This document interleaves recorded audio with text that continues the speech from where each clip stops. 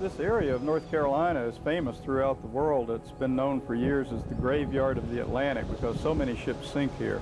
And one of the primary reasons is that Cape Hatteras juts out into the Atlantic further than any point along this part of the coast. And so ships now that we have modern charts and modern navigational equipment, they know to swing way wide, give Hatteras a wide berth so they don't come onto these uncharted shoals.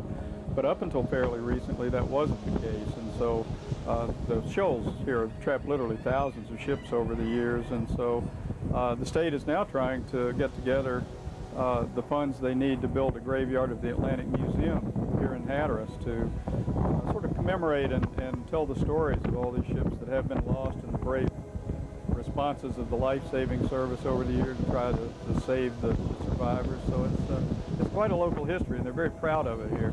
What we'll do is we'll take the video monitor and put it inside. Yeah. I think I can get the battery and everything in here. That way you'll just have this one tight little box that you're dealing with. The key is, if the lights come on, you know you're working. Then Terrence is ready. Then I would hand it to him and let him go.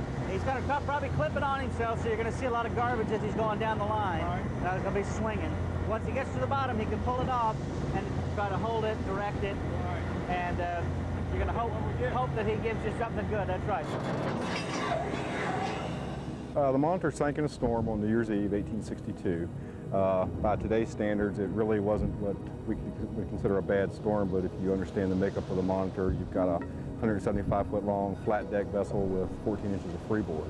And the night she sank, they were in what they call a 4.7 storm on the Beaufort scale, which is basically 35, 40 knot winds. And they were either on the outskirts of something, or if they'd have maybe kept going, been able to sail into something. But we have accounts from the tow vessel, the USS Rhode Island, which is her logbook survives. There are accounts of 20-foot seas washing over the vessel. She started leaking under the turret, and then it was just a successive amount of leaks after that. 16 men were lost the night she sank. They had a skeleton crew on board because the orders coming south, when she was ordered to go south, some people were off on Christmas, they'd taken Christmas leave, and everybody hadn't gotten back to the vessel. And like I said, 16 people were lost. We can trace down several that were washed overboard, but for the most part, I think we've got like 9 to 11, depending on what accounts you read, that actually went down with the ship.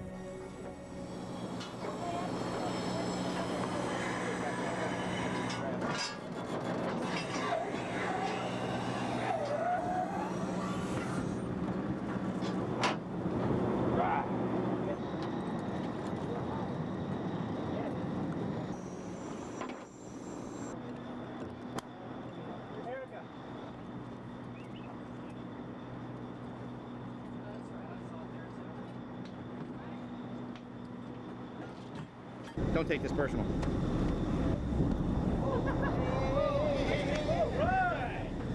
Most of the wreck, we've surveyed, there are markers on it.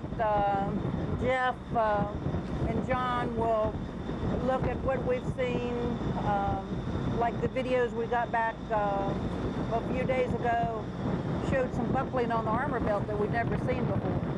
So they'll send them down and maybe want more video of the buckling or measurements, or what's kind of hard is, you can't, we keep trying to tell people, look, the Monitor's disintegrating, it's going away, We really, if there's going to be anything recovered, we need to recover it.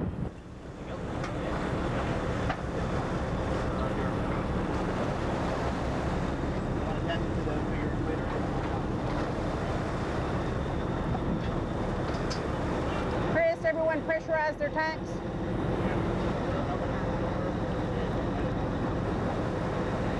Hold on, everybody, hold on. Keep Kyle with the edge. Kyle, are you going from that position? What? Are you going from that position? Sure. Captain divers ready? Ready. Ken? Captain divers are in position. Dive, dive, dive. Dive, dive, dive.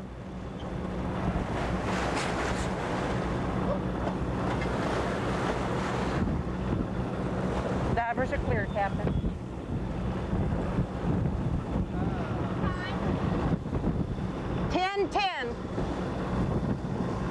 Our ultimate goal right now is to try to save some parts of the Monitor for the future. The hull has been underwater now since 1862. the corrosion and other factors on the hull have just weakened it to the point now where we're starting to see catastrophic collapse of different parts of the ship. And if we don't do something, the Monitor is going to be lost to history. And it was really such an incredibly significant ship that we're going to a lot of effort now to try and see what we can do to save parts of it. As you can see from this model, the Monitor, when it sank, it rolled over because of the weight of the armor and landed upside down. And its famous revolving gun turret came loose and landed on the bottom first, and the wreck came down on top of it. So the hull is actually propped up on the turret on this side, which puts a lot of stresses on the hull. The last few years, every time we go out, something new has collapsed, so we're running a real race with time.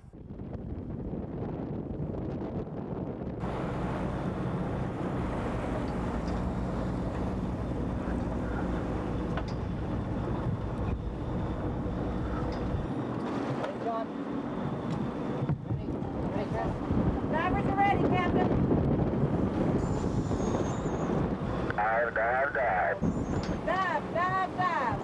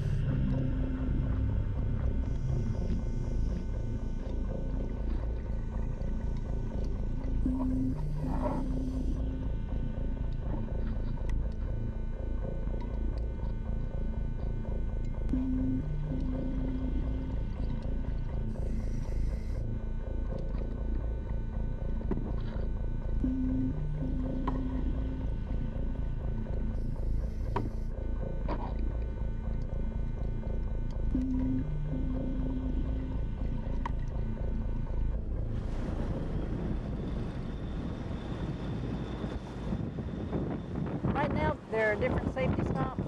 That second bag that came up, the one that says TNT, that was the bag that they send up that says everyone's okay. Then after that, you've got the two support divers that go in and do secondary checks on the divers, see if they need extra gas tanks. You notice each of them had an extra tank with them, so if the divers need more gas, they just pass them back and forth.